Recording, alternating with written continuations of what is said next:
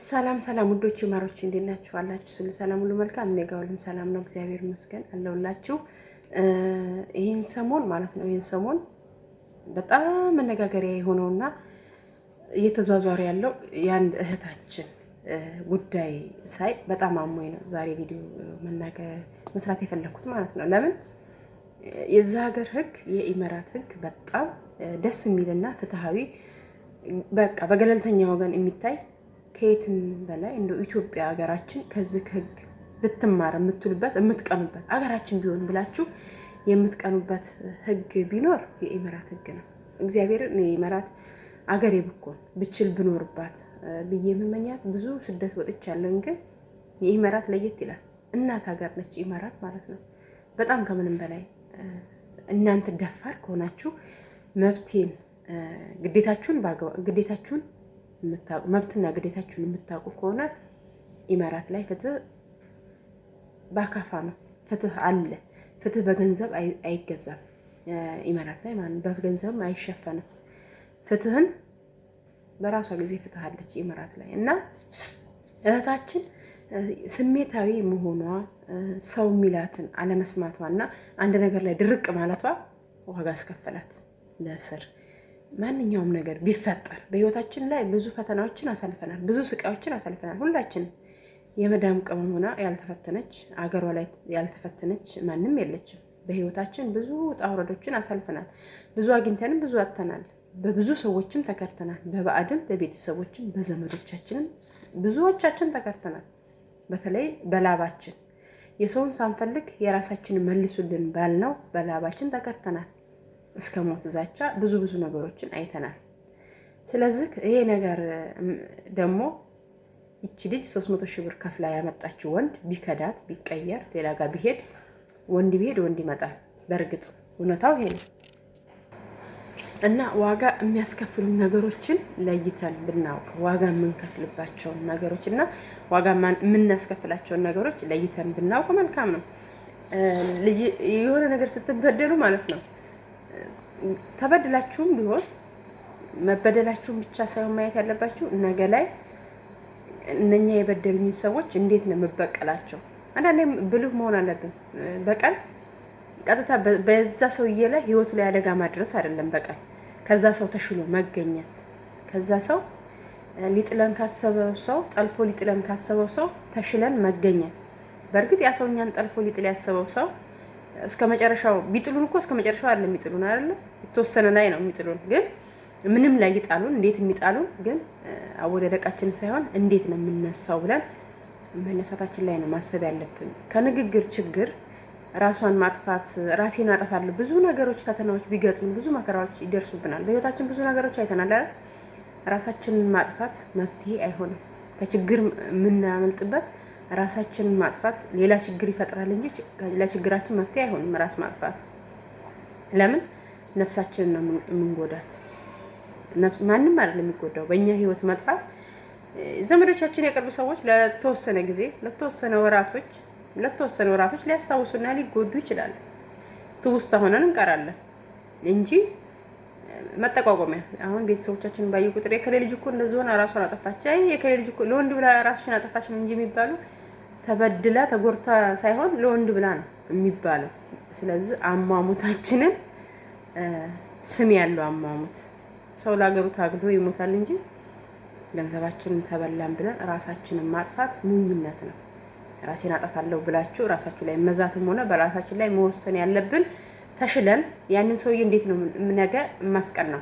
ከዛ ሰውዬ ተሽዬ ያ ሰው ጥሎኝ ሄደ፣ ጎርቶኝ ሄደ አይደለ? አትነሳም ብሎ ንቆኝ ሄደ አይደለ? ያንን ሰውዬ እንዴት አድርጌ ነው ከሱ ተሽዬ የምገኘው ብለን ማሰብ ነው ያለብን እንጂ ራሳችንን እናጠፋለን። እንደዚህ ብዛት የተበላችሁትን ብር ደግሞ ማለት ነው። እኔ ብዙ ጊዜ ብር ተበልቻለሁ፣ በባዕድም በዘመድም። ያ ብር ተመልሶ አልመጣልኝም። አንዳንድ የሚመልሱ ሰዎችም በተንኮል ነው የሚመለሰው። ያ ብሩ የሚመለስላችሁ በተለያዩ ተንኮሎች ስለሆኑ ያ ብር መጥቶም የሆነ እንትን አይልም። 5000 የተወሰነ ተቆራርጦ ስለሚመጣ ያ ብር አይጠቅምም፣ የሆነ ችግር አይቀርፍም ያ ገንዘብ ማለት ነው። ግን እንደዛ ከሚሆን ደግሞ ማለት ነው ያ ገንዘብ እንደዛ ከሚሆን ደግሞ ቢቻል ሙሉ ቢመለስላችሁ፣ ባይቻል ደግሞ ቀስ በቀስ በህጉ መሰረት ቀስ በቀስ እየሰራች እንትን ማለት ትችላለች። እና የልጅቷ አካሄድ ጥሩ አይደለም። ሌሎቻችሁም በህይወታችሁ ብዙ ነገሮች ተበድላችሁ ሊሆን ይችላል። አንዳንዴ ተስፋ ቆርጠን በጣም ብዙ ነገሮች ልናስባለን። ወደ ህሊናችን ብዙ መጥፎ ነገሮች ይመጣሉ። ግን እነኛን ደግሞ ቀስ ብለን ቆም ብለን በማሰብ ነገ እኔ አንድ ነገር ብሆን እኔ የምሞት ማን ነው የሚጎዳው? ራሴ ነኝ የምጎዳው። ልጆችም ካሉ ልጆችም በድላቸው ያድጋሉ፣ ምንም አይሆኑም። ልጆችም በድላቸው ያድጋሉ። ተፈትነውም ተሰቃይተውም ቢሆን ማደጋቸው አይቀርም። እግዚአብሔር እስከፈቀደላቸው እድሜና ጊዜ ድረስ ማደጋቸው አይቀርም። ግን እነሱ ያንን ነገር ይኖሩታል፣ ብዙ ነገሮች እንችለው ማለት ነው። ግን እኛ ደግሞ በነፍሳችን መሞት የማትፈልጉ ሰዎች ነፍሳችንም እንግዲህ ነፍስ ማጥፋት በሙስሊምም በክርስቲያንም በማንኛውም በፕሮቴስታንቱም ራስን ማጥፋት ኃጢአት ነው። ሁላችሁም ታውቃላችሁ። ማሰብ ራሱ ኃጢአት ነው። ግን እንደዛ ፈተናዎች ሲገጥሙን እንታገስ። ነገ ያልፋል። በቀልን ተሽሎ ከዛ ሰው ተሽሎ መገኘት፣ ያ ሰው እንደውም እጃችሁ ላይ እንዲወርቅ ማድረግ ትችላላችሁ። ከዛ ሰው ተሽላችሁ ጥሩ ደረጃ ላይ ደርሳችሁ ስትገኙ ወርቅ ሳይሆን እናንተ የዛን ጊዜ የወርቅ ማስቀመጫ ትሆናላችሁ። ተከብራችሁ ትቀመጣላችሁ። ከወርቁ በልጣችሁ የወርቁ ማስቀመጫ ትሆናላችሁ። የወርቁ ማስቀመጫ ሳጥን ትሆናላችሁ። የዛን ጊዜ ፈላጊያችሁ ብዙ ነው። ስለዚህ ወርቅ በሳት ተፈትኖ እንደሚያልፈው ሁሉ የኛ ህይወትም በብዙ ውጣ ውረድ በብዙ ፈተና ያልፋል። ግን ተሽላችሁ መገኘት ነው እንጂ ራስን ማጥፋት በፍጹም አታስቡትም፣ አታልሙትም፣ ጥቅም ስለሌለው ማለት ነው። እና የዕለቱ መልእክት እንግዲህ ይሄን ይመስላል። የመዳም ቅመሞችዬ፣ እኛ ስማችን በዚህም በዛም አያምርም። የመዳም ቅመም ማለት ነው። አንድ የሆነ ታሪክ ብሰራ የሆነ መልካም ስራ ብሰራ ስሟ እንደዚህ ካይነዛ ፎቶዋ ይሄ ጀግና ተብላ እኮ ለአንድ ቀን ለሁለት ቀን ምናልባት ሊሆን ይችላል።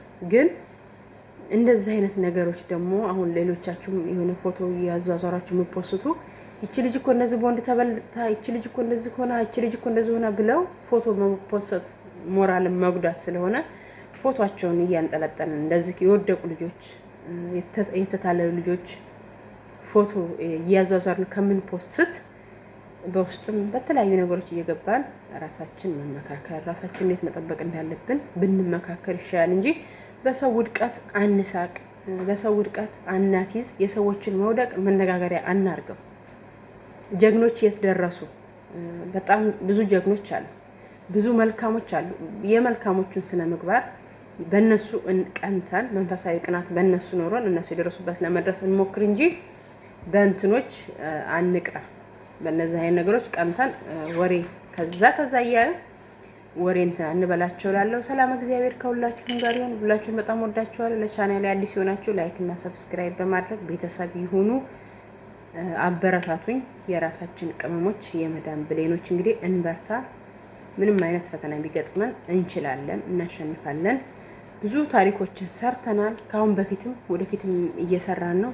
ለብዙ ህይወት ደራሽ፣ ለተቸገሩት ደራሽ የመዳም ብሌኖች ናቸው። ለተቸገሩት ደራሽ፣ የታመሙትን አሳካሚ፣ የተቸገሩትን ሁሉን የመዳም ብሌን ያላፈመሰችው ታዋቂ የለም፣ ቲክታከርም ዩቲዩበርም። ስለዚህ የመዳም ቅመሞች ደግሞ እርስ በርሳችሁ ተዛዝናችሁ ተደጋፈን የሆነ ደረጃ ላይ እንድረስ። የመዳም ቅመሞችን የራሳችንን እና አበረታታ ነው የምለው። ሰላም ሁኑልኝ።